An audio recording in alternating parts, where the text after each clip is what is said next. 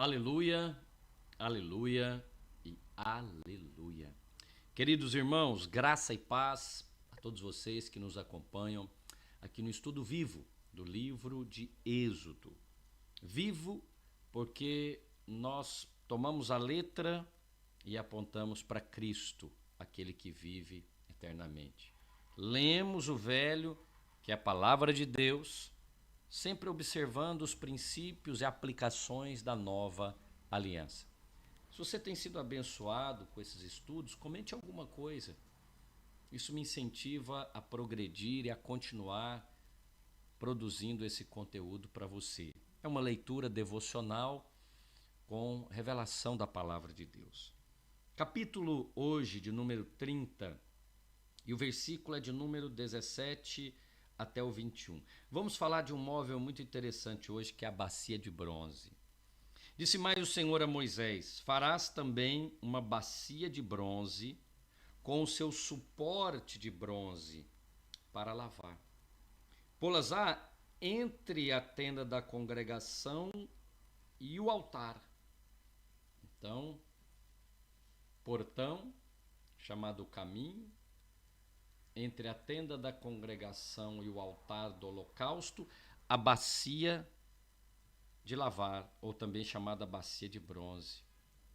Logo que se entrava no tabernáculo, eu já tive o privilégio de ir numa réplica do tabernáculo, lá em Israel mesmo, no deserto, eles têm essa visitação em tamanho exatamente como foi determinado aqui para Moisés.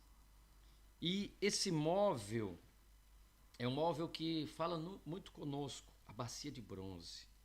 Nela, Arão e seus filhos, ou seja, eu e as minhas gerações, eu e os meus filhos, você e seus filhos, lavarão as mãos e os pés. Preste bem atenção. As mãos e os pés, quando entrarem na tenda da congregação. Lavar-se-ão com água para que não morram, ou quando chegar ao altar para ministrar, para acender a oferta queimada ao Senhor. Lavarão, pois, as mãos e os pés. Percebe aqui a ênfase? As mãos e os pés, para que não morram. Isso lhe será por estatuto perpétuo, a ele e a sua posteridade, através das suas gerações. Em primeiro lugar, o que é curioso aqui é que esse móvel é diferente dos demais na sua constituição. Os demais são móveis de madeira revestido de ouro. Mas esse aqui, ele é de bronze. E por que ele tem essa natureza? Porque ao entrar no tabernáculo, a primeira coisa que o sacerdote deveria fazer era lavar as mãos e os pés. O que será que a Bíblia nos fala sobre o bronze? Deixa eu ler para você aqui, Números, capítulo 21, e a partir do verso 6. Nós temos aqui, a partir do verso 4, a serpente de bronze. Mas deixa eu ler exatamente aqui no verso de número 8, que diz assim: disse o Senhor a Moisés: faze uma serpente abrasadora, põe-na sobre uma haste, e será que todo mordido que mirar viverá. Fez Moisés uma serpente de bronze. O bronze, vem da palavra cochete, que significa cobre, bronze, corrente. E é interessante que o sentido secundário dessa palavra é luxúria. Então, quando quando ele, o sacerdote, entrava para ministrar, ele deveria lavar-se da luxúria.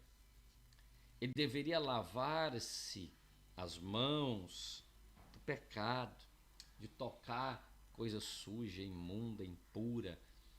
Agora, a serpente aqui era de bronze, apontando para quem? Para Cristo, porque todo aquele que olhasse para a serpente seria curado. Pastor, mas você está a falar que a serpente de bronze é Cristo? Não, não sou eu não. É o Evangelho de João. O Evangelho de João, no capítulo 3, no verso 14, salvo engano, Vamos conferir aqui, João 13, 14. Ah, exatamente. Está a dizer assim: e do modo que, porque Moisés levantou a serpente no deserto, assim importa que o Filho do Homem seja levantado, para que todo o que nele crê tenha a vida eterna. Aleluia. Então, olha aqui. Por isso esse é um estudo vivo do livro de Êxodo. Aquela serpente de bronze lá de Números 21, que foi levantada numa haste, numa cruz, Cristo. E por que o bronze? Sofrimento. Por que o bronze? Porque o bronze, você sabe, o cobre, né? Ele precisa ser batido para formar, é uma liga flexível para formar esse objeto. Então nós temos aqui: farás uma bacia de bronze com suporte bronze para lavar, deitar a mão nela e a lavar. Deitarás água. Nela Arão e seus filhos lavarão. Olha, observe, as mãos e os pés. Isso me leva também ao Novo Testamento, lembrando, bom, o Salmo 19, a Bíblia diz, Salmo 19, versículo 1, a Bíblia diz a respeito das obras. Vamos ver o que significa, né?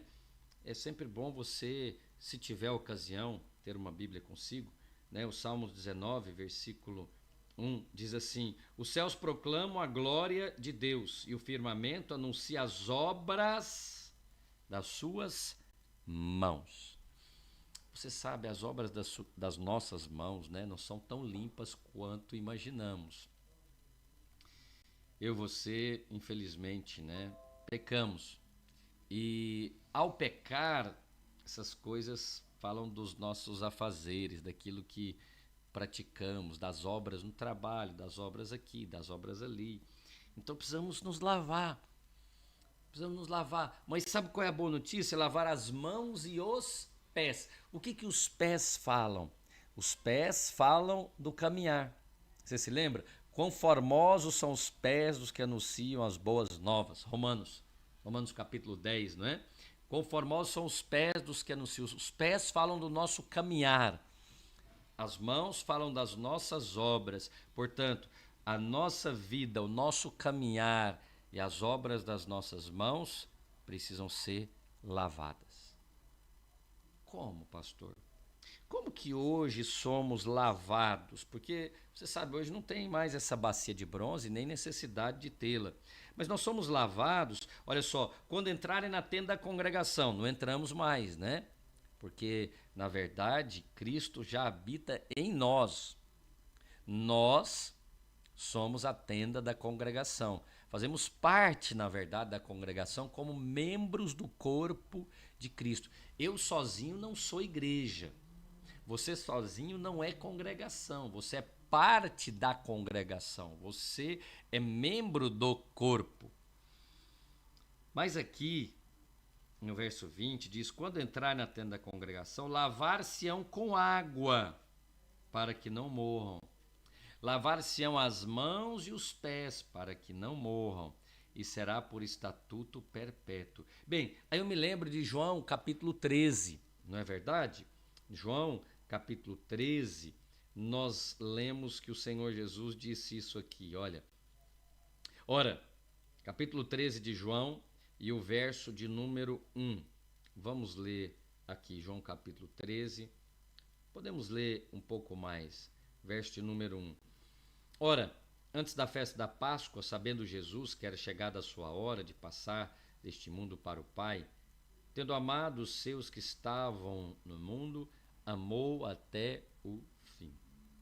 Durante a ceia, já tendo posto no coração de Judas Iscariotes, filho de Simão, que traísse Jesus, sabendo este que o Pai tudo confiara às suas mãos, que ele viera de Deus e voltava para Deus, verso 4, levantou-se da ceia, tirou a vestimenta de cima e, tomando uma toalha, cingiu-se com ela. Depois, deitou água onde?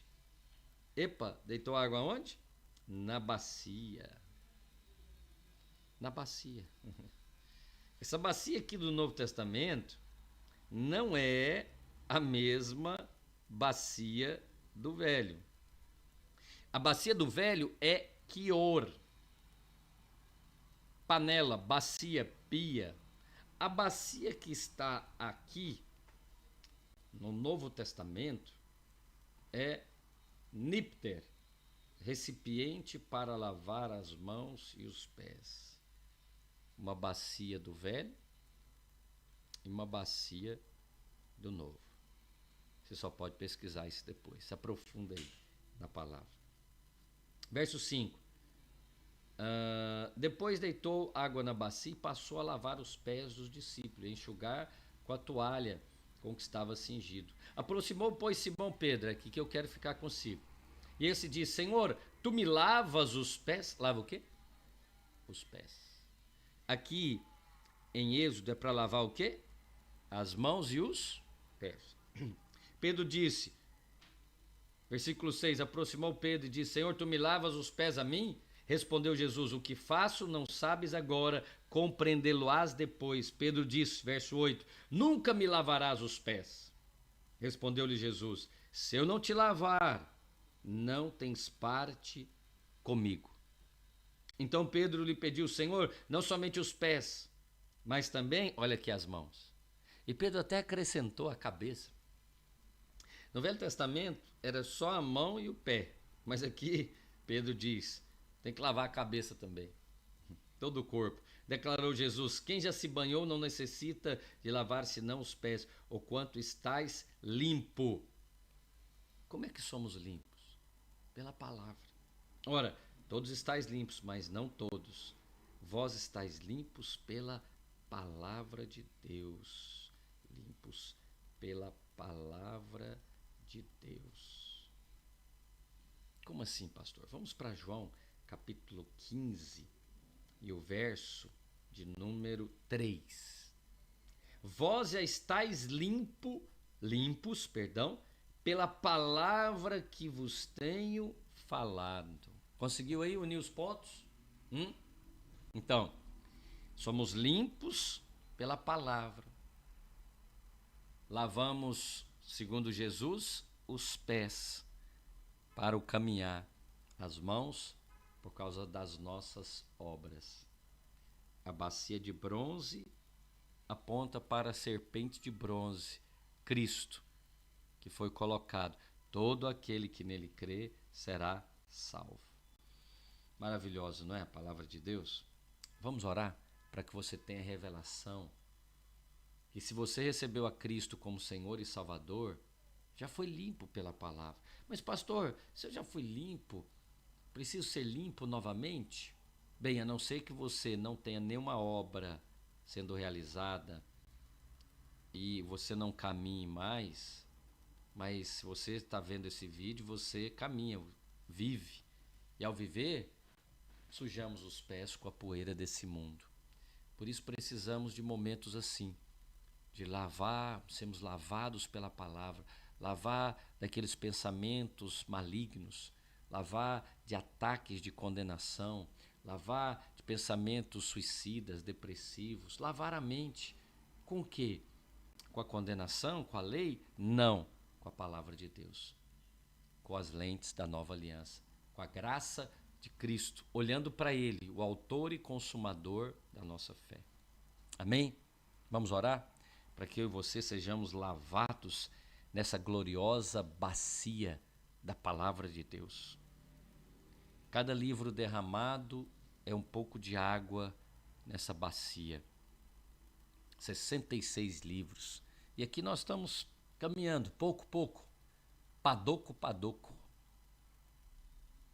para sermos lavados pela palavra, as mãos e os pés. Pai, em nome de Jesus, obrigado pela tua palavra, pela tua santa palavra. Obrigado pelo Espírito Santo e a revelação que o Espírito Santo nos traz, abrindo os nossos olhos, como Pedro não entendia naquele momento. Talvez muitos de nós não entendemos muitas coisas, mas continuamos crendo em Cristo. Ao olhar para Ele, somos salvos, salvos de dificuldades, salvos de problemas, salvos de nós mesmos, porque já fomos salvos, Senhor, em Cristo Jesus, temos a vida eterna. Então não é necessário lavar as mãos, nem a cabeça, só os pés, por causa do nosso caminhar neste mundo caído. Que eu e os meus irmãos sejamos lavados hoje pela palavra de Deus, em nome de Jesus. Amém? Deus te abençoe. Até o nosso próximo episódio. Olha, no próximo capítulo, próximo episódio, vamos falar do óleo da unção. Você quer ser ungido? Não perca o próximo estudo vivo do livro de Êxodo. Fique bem.